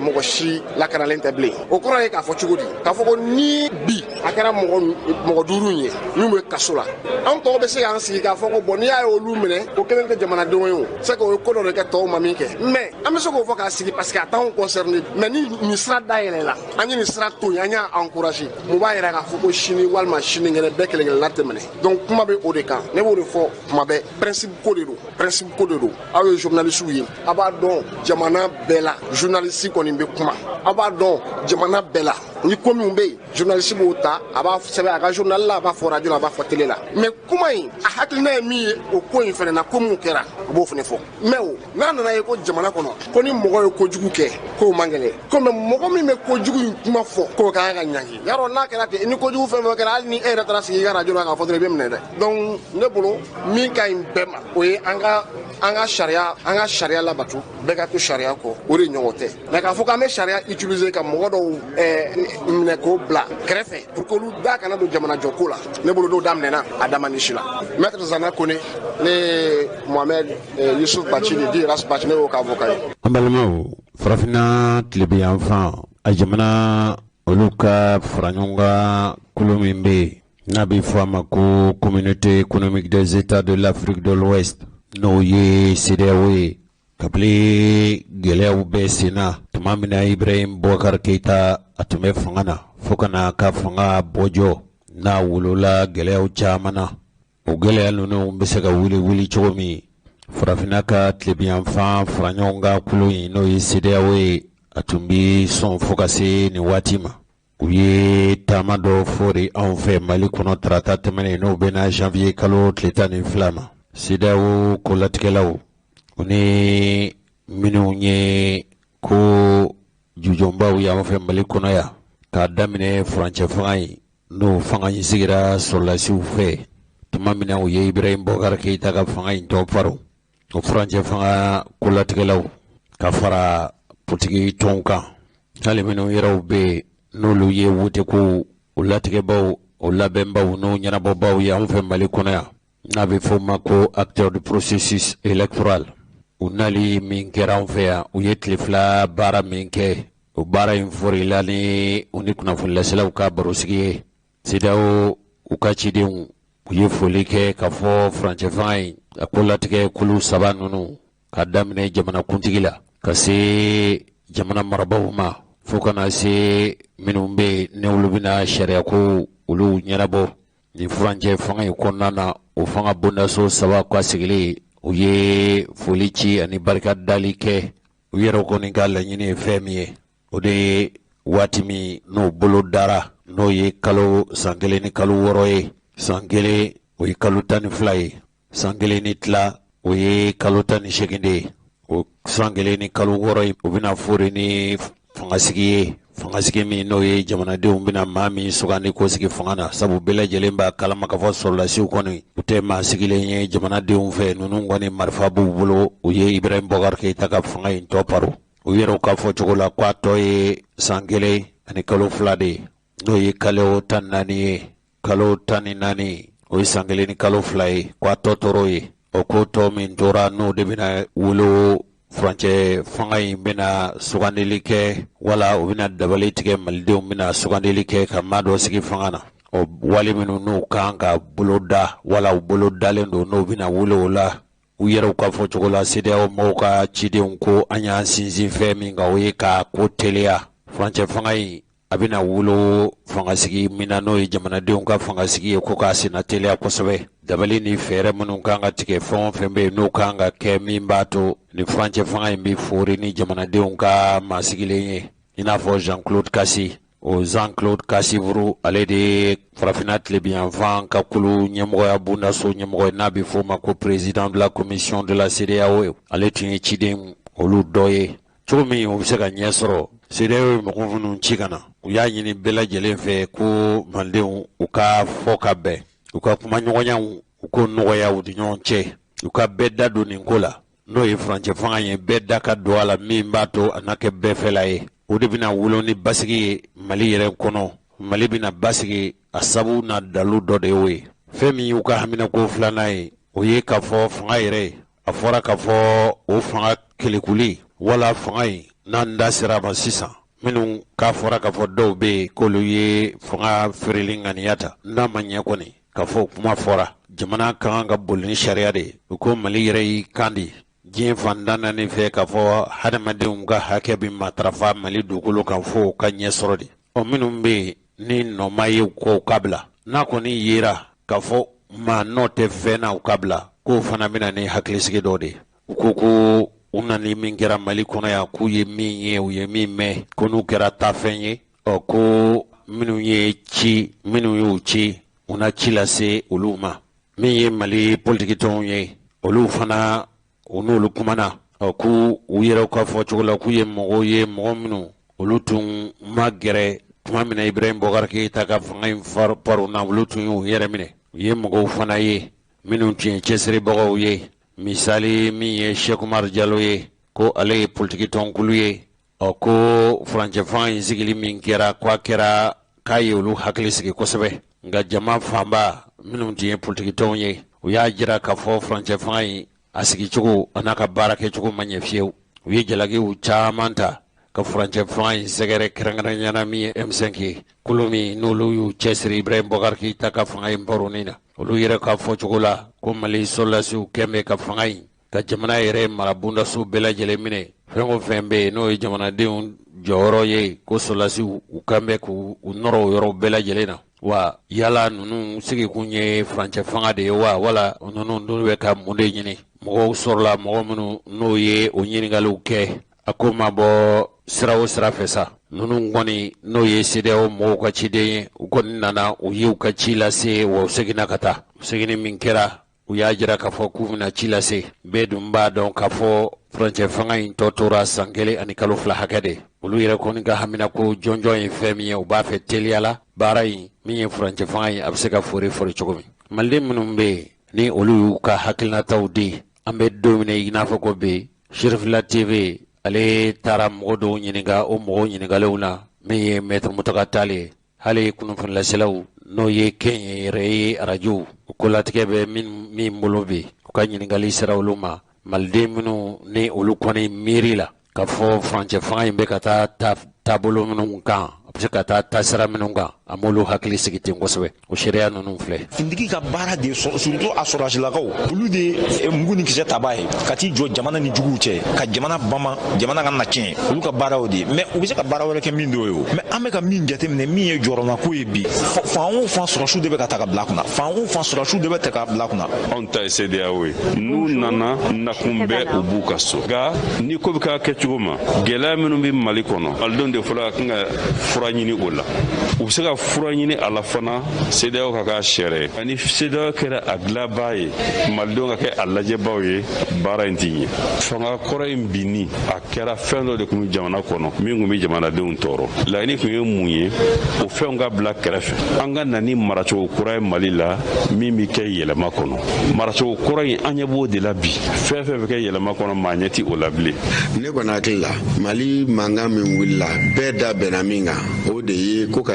jogow falen o de ye ko ka baara taabolo falen maako tɛ o mɔgɔw de b'a la ka baara jugu minnu kɛ ko k'o de dabila maintenant mɔgɔ kura minnu nana ka na sigi n'a sɔrɔla olu fana bɛ se ka baara kɛ cogoya la min ni baara kɛcogo kɔrɔ tɛ kelen o de cɛ ka ɲi i kɛra civil i kɛra militaire transition waati kunkurunin ko de don mais n bɛ min kɔni dɔn k'a fɔ k'i bɛna politiki baara kɛ k'a sɔrɔ parti politikiw tɛ ni k'i b'o baara kɛ c'est comme si ni k'i bɛna jamana lakana ko kuma fɔ k'a sɔrɔ finitigilakaw tɛ i tɛ se ka ɲɛ o o tɛ se ka ɲɛ politiki baara kɛbaa ye politiki mɔgɔw de ye. bon sɔrɔsiw fana kan k'a dɔn en réalité an b'o f'u ɲɛna u kelen tɛ se dɛ o tɛmɛlen kɔfɛ politiki mɔgɔw fana kan k'a dɔn olu fana kelen tɛ se donc sisan mun de kan ka kɛ an b'an fanga fara ɲɔgɔn kan ka jamana in de mara ni an bɛɛ lajɛlen ka hakilina ye pour que jamana kɔnɔna lafiya bɛ se ka k'a kɔnɔ. ensuite délai ko min fɔra ko 18 mois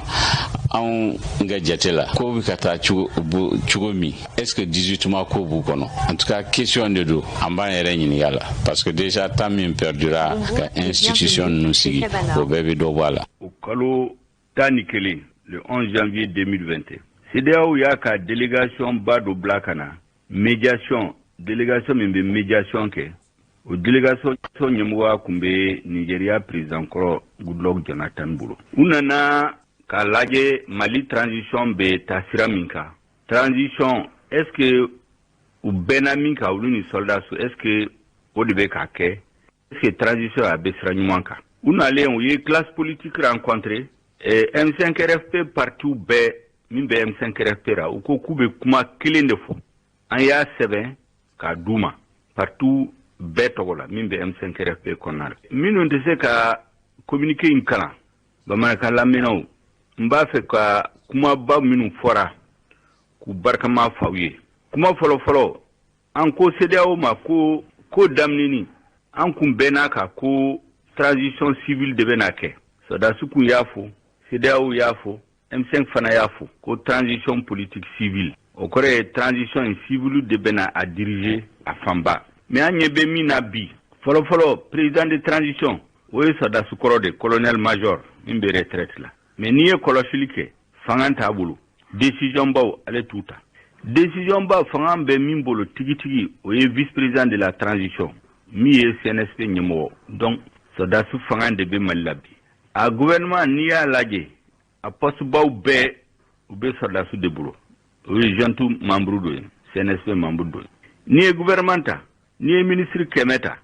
70 ka taa 80 o bɛɛ ye sɔrɔdasi somɔgɔw u tantiw u tɔntenw u teriw u dɔnbagaw de don premier ministre yɛrɛ u b'a fɔ ko civil de don mais en réalité n'i ye jateminɛ kɛ fanga t'a bolo a gouvernement ye ale m'a désigné donc ale se k'i o gouvernement ni u y'a imposé a kunna donc ale tɛ premier ministre ya fanga o t'a bolo CNT conseil national de transition min bɛna bila assemblée nɔ na o yɛrɛ n'i y'a lajɛ a ɲɛmɔgɔ ye sɔrɔdasi dɔ ye a membre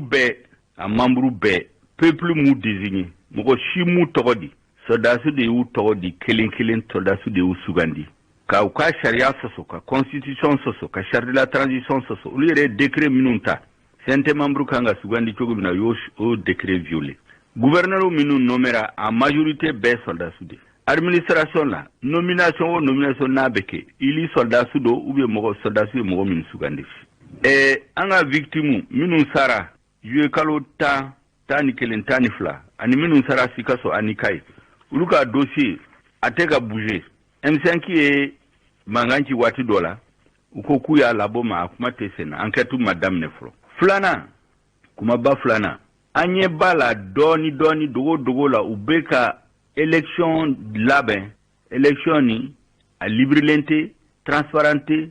crédibilité donc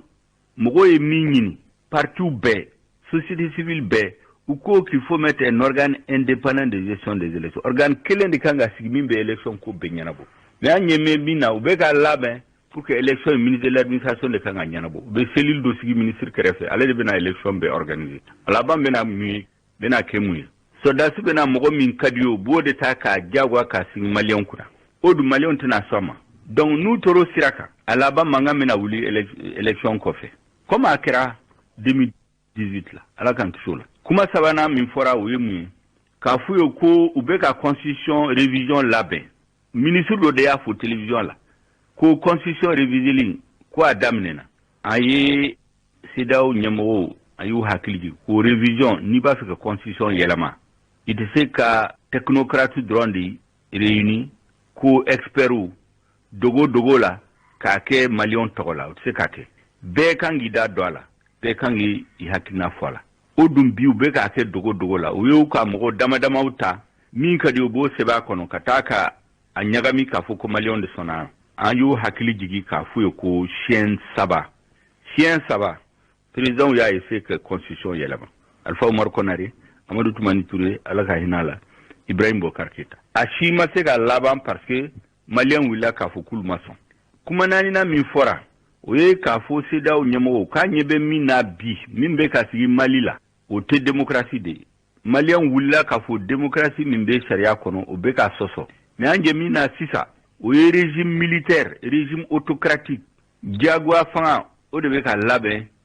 ka imposer malien kunna o tamasiyɛn ye mun ye kɔsan ya mɔgɔ damadama enlevé u y'u minɛ k'u latunu waati damadama ka tila k'u bɔ k'u di juge ma ko u kun bɛ sira jugu dɔ kan an ko tɛ se ka kɛ tan ni mɔgɔ ye sariya sɔsɔ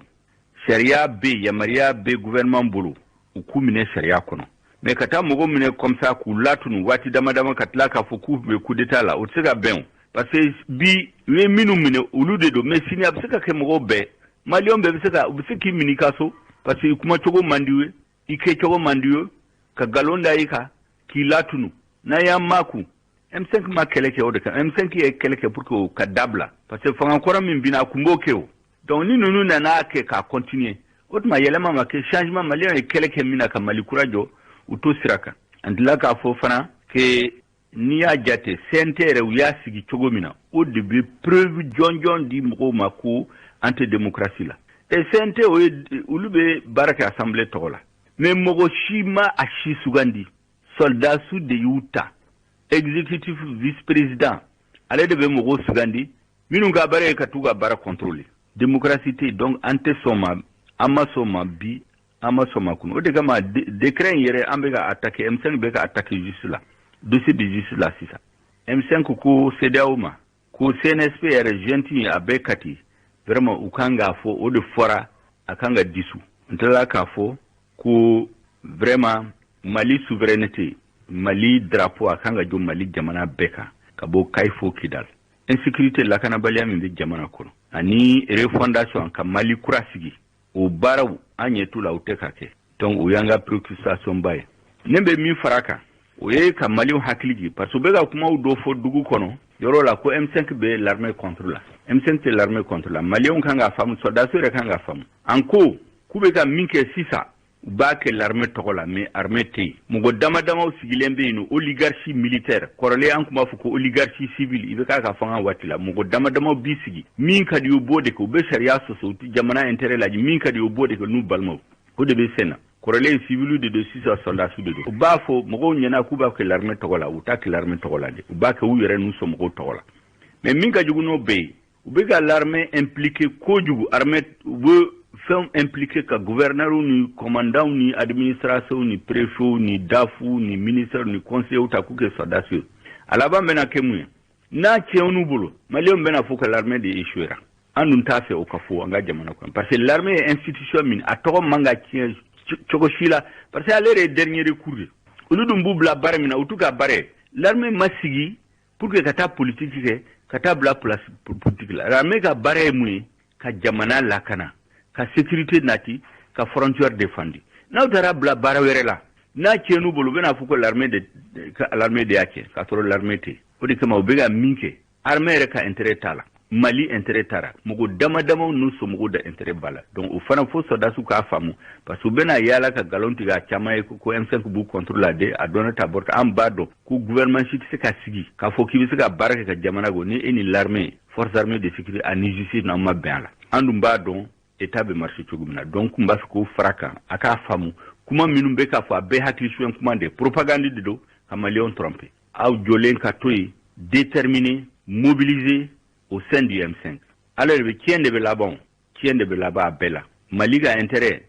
changement maliyɛnw sara ko min kama an bɛ continuer ka pression kɛ gouvernement ka fɔ ka sira ɲuman ta parce que u bɛ sira min kan sisan o man ɲi donc o kuma barikama minnu fɔra papier kɔnɔ ani kɛrɛfɛ a ye kuma minnu fɔ o de ye nin hakɛto bara sali ala Muhammad an balimaw nin tun ye M5 RFA olu ka dantigɛlikɛla ye n'o ye Cogɛl ko kala mayiga ye Ablaye Kanta ko kolo min bɛ n'o ye semasi olu y'u kanbɔ kabile Ibrahim Bokar Keita ka fanga in porona don min k'olu ye sɔrɔdasiw fɛmɔgɔw ye sɔrɔdasiw dɛmɛbaa don olu ka kolatigɛla n'o ye Isa Kawo Jim ye i na tun taara Kayi ɲɔgɔn fɛ ani Kenyeba ale kɔni ka laɲini ye fɛn min ye a ka fɔcogo la ko ka jira k'a fɔ ko olu bɛ sɔrɔsiw lafasa min tun ye an ka ciden ye yala ko kɛra cogo di ani ye seereya minnu sɔrɔ ye. faraɲɔgɔnkan jɛkulu semas ni a beretigi ye Isa Kawjim ye bi ninnu ye tagamato ta ni ko kunda Kayi kan Kayi ani Kenyeba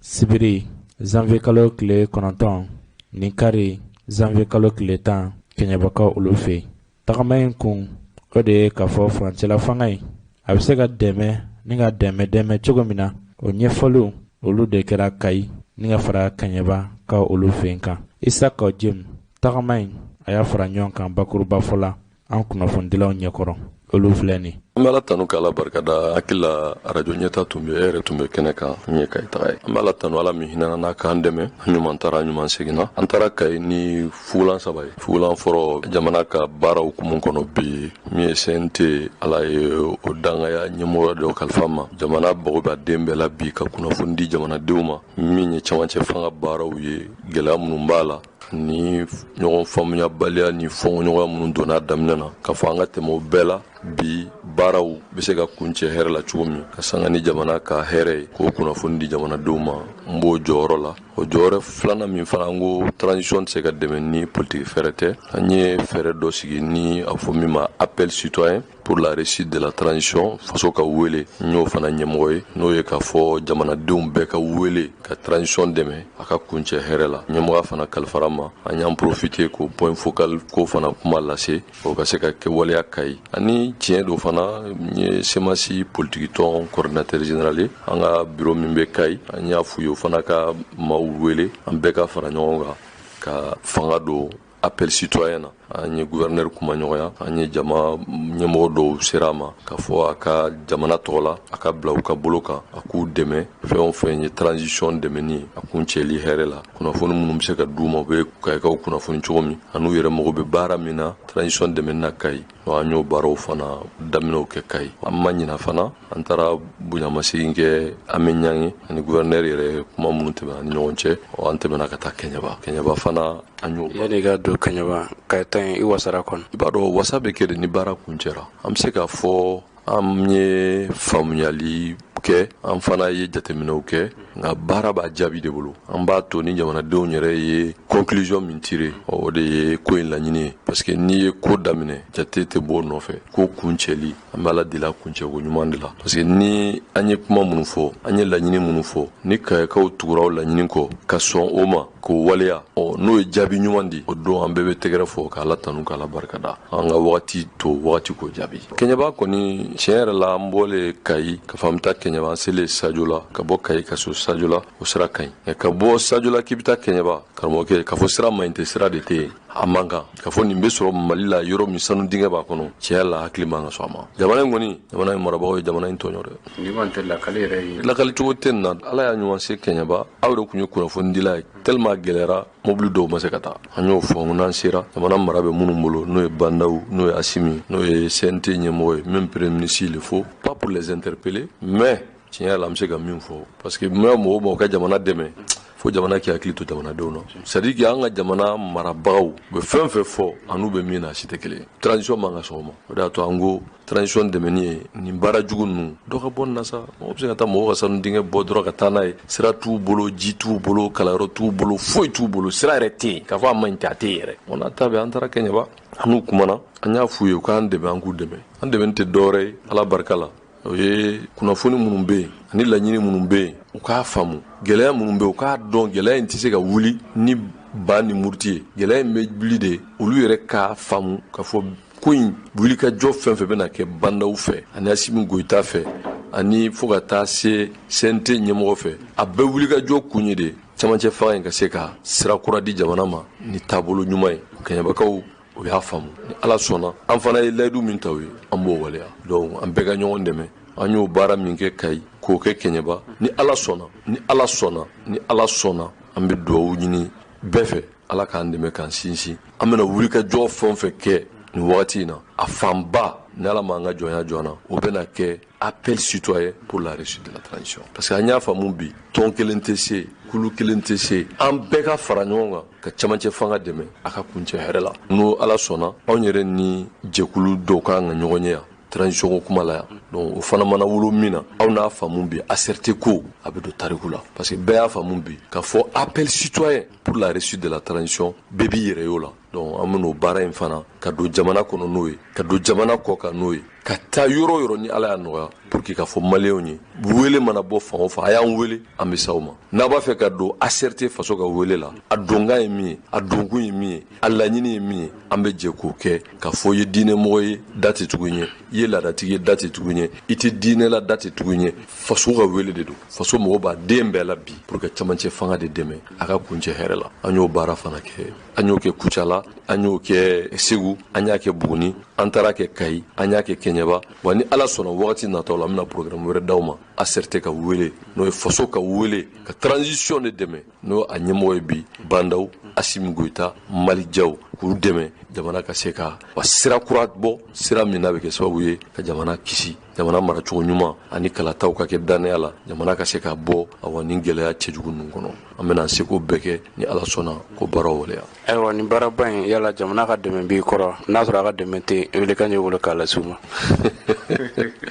yɔrɔ tuma caman n'i kumana jɔyɔrɔmɛ wala bɛ jɔyɔrɔmɛ kɛ poussé a dusu ka bon a bɛna bɛɛ fɔnɔ tɛ foyi fɔnɔ n tɛ foyi fɔnɔ n bɛ min f'i ye jamana ye fɛn bɛɛ d'an ma n'a fɔra fɛn bɛɛ dir'i ma i ye jamanaden ye jamana b'i lakana jamana ye jɔyɔrɔ d'i ma jamana ye a ɲini fɛ fana k'i k'a dɛmɛ mun tora ni musaka ko don an b'o jaabi ne bɛ ala barikada ka ala tanu o bɛ wasa kɛ an bɛ ala tanu ka ala fo ala min ye hɛrɛ k'an ye k'an bila nin jɔyɔrɔ in na ka ala deli fana ala ka a ka dugawu k'an ye a ka kuncɛ ni silamɛya ka kunkɔrɔta ye a ka kuncɛ ni danbe ɲumanw ka kunkɔrɔta ye a ka kuncɛ ni jamana kanu ni jamanadenw ka hɛrɛ ye k'ala deli fana aw mun n'o ye arajo ɲɛta ye aw minnu b'an dɛmɛ an ka se ka nin kunnafoni lase an b'aw yɛrɛ fo k'aw ka ɲɛmɔgɔyaso bɛɛ fo ka jose yɛrɛ fo an balimaw mali yɛrɛ a ɲɛmɔgɔya bondaso min sigilen don sanni feereko la jamana yɛrɛ sanni feerefɛnw u hakɛya n'u ni feere ka kan feere fana kan ka kimɛ cogo min o ɲɛmɔgɔya bondaso min b'anw fɛ mali kɔnɔ yan direction générale du commerce de la consommation et de la concurrence n'a bɛ fɔ a ma ko DGCC o ɲɛmɔgɔ tuma min na jamana ɲɛmɔgɔ Ibrahim Boubacar Keïta tun y'i kanbɔ ka fɔ feerefɛnw sɔngɔ man ka damatɛmɛ sɔngɔ yɛlɛ ka sabu kɛ coronavirus ye nin ɲɛmɔgɔya bondaso n'a ɲɛmɔgɔya bɛɛ bi n'o ɲɛmɔgɔba ye Bougader Doumbia ye kabili jamana ɲɛmɔgɔ Ibrahim Boubacar Keïta tun ye kangari da nin ɲɛmɔgɔya bondasow ye u tun cɛsiri kosɛbɛ o siratigɛ de la mɔgɔ mɔgɔ ni kan ka don ni fɛn ye mali kɔnɔ yamariya sɛbɛn min bɛ yen n'a bɛ fɔ o ma ko titre de commerce i n'a fɔ sɛbɛn ka sɔrɔ e bolo sɛbɛn min b'a jira k'a fɔ e ye sanni feerekɛbaa ye i bɛ se ka julaya baara kɛ o siratigɛ de la baara o baara n'o bɛ kɛ ale fɛ yen u b'a fɔ min ma ko système informatique o labɛnnen don ale fɛ ni mɔgɔ o ma n'i ko k'i ye sanni feerekɛbaa ye ni olu kɔni y'a sɛgɛsɛgɛ dɔrɔn ni tiɲɛ don wala nkalon don u b'a ɲɛdɔn wa o baara min bɛ ka k'a fɛ a bɛ ka tɔnɔbɔ jamana ye bi kosɛbɛ sabu n'i ye ŋanamu-ŋanamukɛbaa ye n'a kɔni ɲɛɲinina hali dɔɔnin dɔrɔn a n'a dɔ kɛ ŋanamu-ŋanamukɛbaa ye a ko maa kɛ cogo o cogo sa minnu ye nin ŋanamu-ŋanamukɛbagaw ye olu de kɔ bɛ ka bɔ fiɲɛ na jamana yɛrɛ bɛ kunna tiɲɛ n'a ka nafolo minnu ye mali dondaw la nafolo minnu n'olu kan ka sɔrɔ sɛbɛn minnu bɛ yen n'o bɛ yamariyaw de hakɛ minnu kan ka sara faso ye ale bɛ ka nin baara ninnu bɛɛ lajɛlen kɛ a n'a ka baarakɛ bondaso mɔgɔ minnu sigilen don ni sɛbɛn ŋanamunin nana e bolo sisan a tɛ k'a fɔ ko ni a sɛbɛn b'i bolo k'i na bila ka tɛmɛ ten i b'a sɔrɔ tamasiyɛn dɔw bɛ sɛbɛn na n'o olu lajɛra dɔrɔn a n'a dɔn k'a fɔ e ka sɛbɛn tɛ sɛbɛn hakika ye e ka sɛbɛn ye sɛbɛn ŋanamunin de foroba nafolo juguyali kɛbagaw tɔgɔtiɲɛ minnu ni mankutuciɲɛ minnu bɛ ka kunsin ale ma bi a y'o de fɔ k'a bɛɛ dabɔkun de ye nin ye ko sabu baara minnu bɛ daminɛ ale fɛ mɔgɔ minnu bɛ yen n'i bɛ don nin baara sugu la kalikasiyɛn dɔw de bɛ kɛ ale ka baarakɛla ninnu bɛɛ lajɛlen u bɛ kaliko siyɛn de ka fɔ baara min bɛ kɛ u bɛ jamana de ka nafolo matarafa hali ni bɛ don a da fɛ a mana bɔ daw da fɛ an badenw ni ala sɔnna ma don nata ninnu na waati nata ninnu na an yɛrɛ na wuli k'a sɛgɛrɛ ale ka baara kɛ bondaso jɔda ye min ye yala feere ni sanni minnu kan ka kɛ faso kɔnɔ nin cakɛbondaso ka jɔda ye min ye yala ale yɛrɛ bɛ ka baara kɛ ni jɛlenya ye wa basi la a lajɛ dɛ ɲɛmɔgɔyabu min sigilen don nin ko ninnu kɔlɔsili la yala olu b'a kalama k'a fɔ feere jugu kɛbaa dɔw bɛ yen olu bɛ ka sɔngɔ yɛlɛn wa min ye Bɔgɔdɛr Dunbiya ye n'ale ye nin ko in kolatigɛ ɲɛmɔgɔ ye barosigi tɛmɛna ni basila ni ɲɔgɔn cɛ. Bɔgɔdɛr Dunbiya e bɛ jagokɛlaw ka ko ɲɛmɔgɔya la bi siman ko an y'a mɛn k'a fɔ ko siman prix gɛlɛya la a taara fo 24,000 yɔrɔ dɔ la 23,000 yɔrɔ dɔ la a bɛ yɛlɛ o sanfɛ yɛrɛ yala mun na ni siman gɛlɛyali. Bon effectivement a ka ca kuma caman na siman sɔngɔ a bɛ yɛlɛn parce que siman min bɛ bɔ anw fɛ yan n'o o sɔngɔ kɔlɔsilen don usine ka niveau la parce que usine yamaralen tɛ ka dɔ fara sɔngɔ kan gouvernement ɲin'a ma a sababu kɛ sɛbɛn min b'u u ni gouvernement ni ɲɔgɔn cɛ nka min bɛ bɔ anw fɛ yan nɔ o tɛ labɔli kɛ siman fanba bɛ bɔ kɔfɛ de kɔ kan ka na waati o waati ni hakɛ min n'o kan ka don tile kɔnɔ wali semaine kɔnɔ n'o o dɔgɔyara feerekɛlaw komi u b'a sɔrɔ ɲɔgɔn bolo jakuma filan de fɛ dɔw b'a di dɔw ma dɔw wɛrɛ b'aw di dɔw ma o sira ninnu c'est informel sɛbɛn t'u ni ɲɔgɔn cɛ i bɛna dɔrɔn i siman ye a bɛ ɲɔgɔn wele téléphone na a bɛ jago la tɛmɛ a ni ɲɔgɔn cɛ administration a ka gɛlɛ administration ka bɔ a kalama sɔngɔ nana yɛlɛn k'a sababu k'o ye minɛn tanya ye an ye kibaruya minnu sɔrɔ k'a fɔ ko min y'a to minɛn min bɛna an fɛ a dɔgɔyara o de ye k'a fɔ ko Sénégal min bɛna an bɛ kɛmɛ sara la an bɛ 60 fo 60 kunkanfɛn de bɛ bɔ Sénégal ka se anw fɛ yan bon olu ka transporteurs ye grève kɛ siman dɔrɔn tɛ mais produit bɛɛ gɛlɛyara doni gɛlɛyara donc a kɛra blocage grève banna i b'a dɔn fɛn ye transporteur ye jagokɛla de a bɛ nafa sɔrɔ min na a b'o de ta malgré que grève banna komi siman transport nafa a bɛ produit wɛrɛw bɛ olu nafa ka bon ka tɛmɛ siman kan donc olu kɛ o produit ninnu tɛ ka ca olu tɛ olu doni kama siman nali a retardera fɛn tɛ bolo la fitinin min bɛ yen bɛɛ b'i ɲɛsin o ma bɛɛ bɛ girin o kan ni jagokɛla fana n'a ko ko vraiment nin ye ale ka dugu jɛlen parce que olu bɛ semaine u ka fɔ la u bɛ semaine o semaine ne bɛ camion 3 jigin i ye semaine 2 kɛ i ma baara kɛ n'i ye chargement 1 sɔrɔ dɔrɔn i bɛ n ta san i b'o sɔngɔ da donc o de nana ni gɛlɛya ye an kɛlen ka sɔmi o koɲɛ la an ka k'u wuli k'u bila ka taa kɛ sannikɛla ye n'u taara i ma i b'i ka facture yira i y'a san hakɛ min na yɔrɔ ni facture yɛrɛ t'i bolo o yɛrɛ ɲangini b'o la fɔlɔ an y'u bila ka taa sugu kɔnɔ donc ka taa lajɛ mun kosɔn sɔngɔw bɛ fɛ minnu bɛ ka gɛlɛya donc i b'a yira k'a fɔ n y'a san nin na n'a sɔrɔ i y'a san sɔngɔ la sɔngɔ gɛlɛn na an b'a jateminɛ a san sɔngɔ gɛlɛn na i b'o sɛbɛn fura di an b'o lajɛ ni y'a san sɔngɔ gɛlɛn na i kɔni bɛ dɔ fara kan pour que i ka nafa kɔni sɔrɔ a la donc o sɛgɛsɛgɛliw kɛla bon an y'a ye yɔrɔ minnu na sariya ma bato ni gɛlɛya n'o kɛra gɛlɛya sira parce que marge bɛ min kɔnɔna na o dɔnnen don ka kɔrɔ a pourcentage nin dɔnnen don 10% 5% ni subitement ni e nana ka na 50% ou bien kun ɲini a la o ye gɛlɛya ye ka ɲɛsin consommateur ma donc an y'olu ɲangi mais o man ca parce que quantité min bɛ yen nɔ a quantité yɛrɛ de dɔgɔyara bon ni minɛn dɔgɔyara sugu kɔnɔ dɔrɔn nin ko sugu de bɛ na yanni minɛn bɛ se consommateur ma dɔrɔn a bɛ gɛlɛya mais fura min b'a la ni n b'o f'i ɲɛna voilà fura min b'a la pour que an ka bɔ nin gɛlɛya in kɔnɔ parce que salon ta kɛla a yirara k'a fɔ ko Sénégal kelen in fana la ko usine dɔw bilara panne na bon hali ɲinan fana Diamond mɔgɔ ninnu ko olu fana bɛ confinement na olu ka usine fana jɔra ka fara kan bon an y'o kibaruya sɔrɔ ka sɔrɔ an m'o confirmer mais ko bana in kama olu taara confinement u ye usine bɛɛ datugu Sénégalais bɛ grève la usine min ka fanga ka bon ni usine tɔw fana taara grève la yanni an ka bɔ nin ko pour que an ka bɔ nin ko kɔnɔna na vraiment fɛɛrɛ de bɛ kɛ min b'a to usine ninnu bɛ se ka dɛmɛ cogo la min b'a to u bɛ se k'u ka production kɛ normalement parce que courant ko gɛlɛya ninnu b'olu fana kan kosɛbɛ i y'a ye tile kɔnɔ u bɛ courant sɔrɔ waatini kunkuruni heure damadɔ bon n'a fɔra ko e kan ka min produit tile kɔnɔna na o courant de kan ka se k'o baara kɛ e bɛ courant sɔrɔ 4 heures 3 heures de temps tile kɔnɔna na tile tɔ bɛɛ i b'i sigi ni courant yɛrɛ nana machine bɛ chauffer fɔlɔ de ka chauffer yanni a ka baara daminɛ bon yanni machine yɛrɛ ka chauffer courant bɛ taa fana ye gɛlɛya ye ye ko la quoi donc fɛn ninnu lié de bɛ ɲɔgɔn na donc n'an ye olu jateminɛ usine ko la ka usine ninnu dɛmɛ kosɛbɛ ka usine barikamaw sigi donc o b'a to ni nin n'a ɲɔgɔnna ninnu kɛra an bɛ se ka bɔ a kɔnɔna na problème min don commerce problème tɛ quoi mais minɛn yɛrɛ de tɛ. Voilà, merci. Kulubali